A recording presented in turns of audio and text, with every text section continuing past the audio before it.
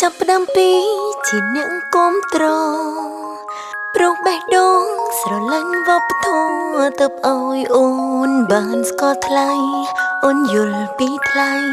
យល់ច្បាស់អត្ថន័យល្ខោនខោលចិត្តក្លាហានមិនរៀននៅហត់ភាពអំណត់តស៊ូក្រុងយ៉ាងដើម្បីការពាររក្សាឲ្យបានមរតករបស់ជាតិខ្មែរកាន់តែបានលើកដៃអូនកាន់តែយល់បេះដូងនេះមុនខ្លាំងខ្លាខំប្រឹងបង្ហាត់បង្ហាញប្រាប់ដល់ខេមរារួមគ្នាថាល្ខោនខោលយ៉ាង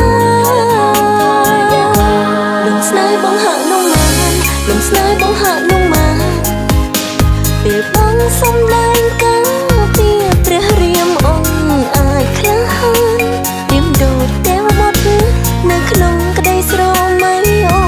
នឆុងបេះដូងអូនហើយបងឆុងបេះដូងអូនហើយ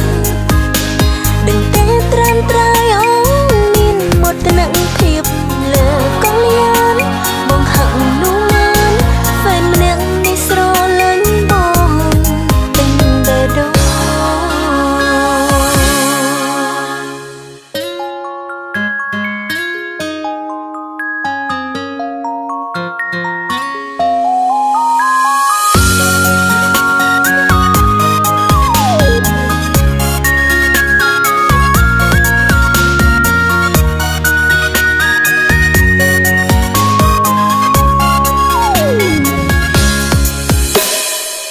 តែបាននឹកដែរអូនកាន់តែយល់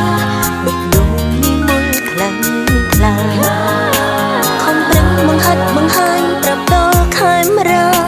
រួមគ្នាថាល្ខោនខោលយ៉ាង